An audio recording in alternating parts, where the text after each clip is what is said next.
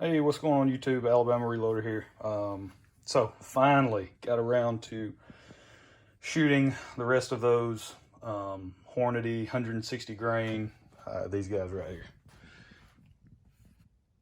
Yeah, the Hornady 160 grain round nose interlock.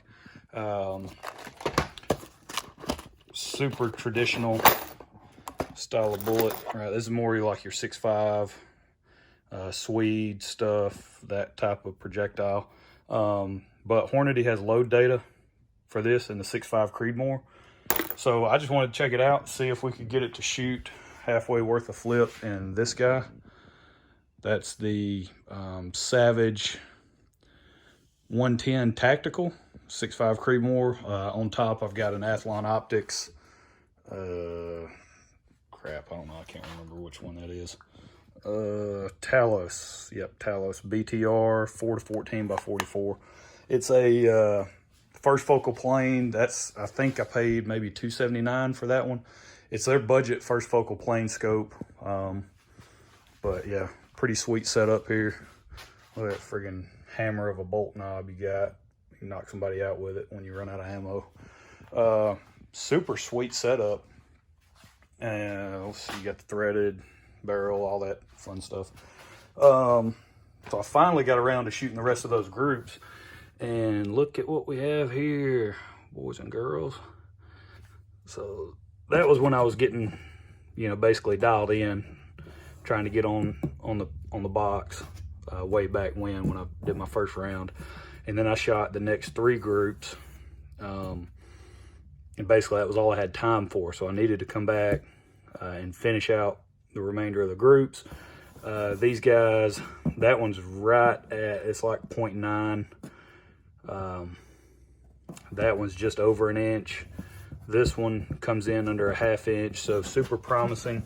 And then this guy, that was the last shot, and I knew I screwed that one up.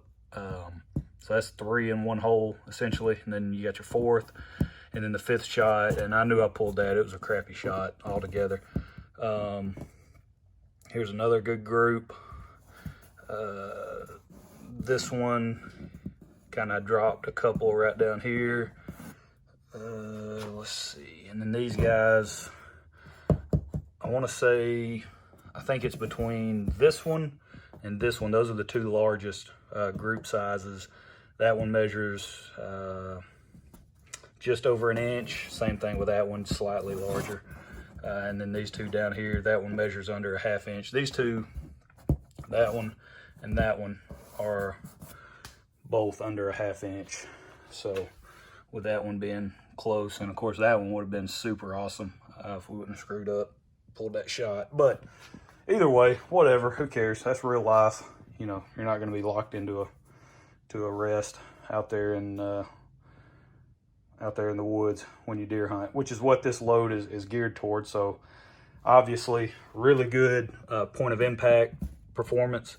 So you'll notice our point of impact is, it's pretty much consistent all the way through the charge weight there. So really happy, extremely pleased with that performance.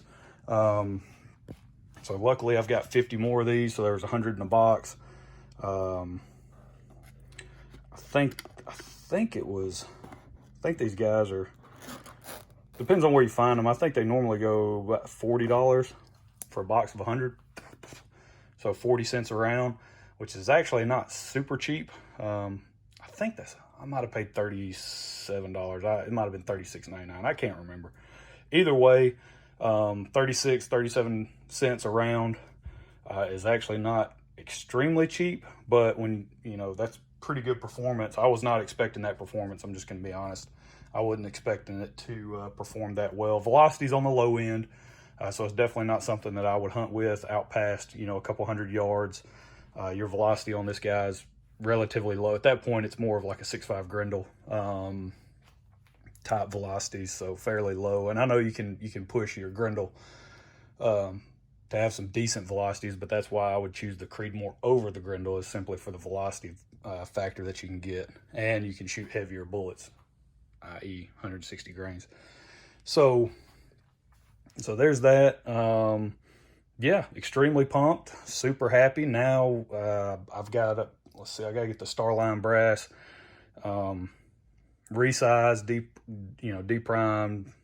Got to run it through the whole ordeal. I've got to process that brass.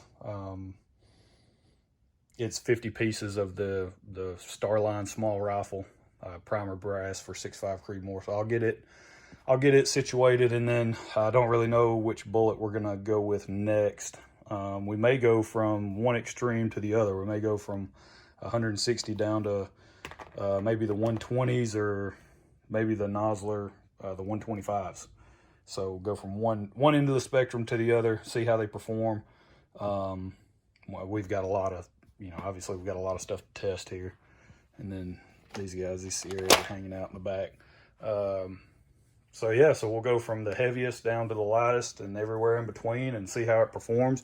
One note, so on this scope, super awesome deal, in my opinion. I mean, it's performed extremely well so far. 4 to 14, so 14 power is more than plenty for what I'll be doing with this particular rifle. If I plan on stretching it out any further, I'll just throw a different optic on there, or whatever, sort something out. But that's it. Those are the results. So there you go, one last look. That's it. So extremely pleased, slightly surprised with how well it performed, how consistently it performed. That's a definite candidate for deer season coming up, in the fall. Or in the winter. That is a deer hog round if I ever saw it. So there you go. Hope you guys enjoyed it, and y'all have a good one. We'll see you next time. Got some more videos.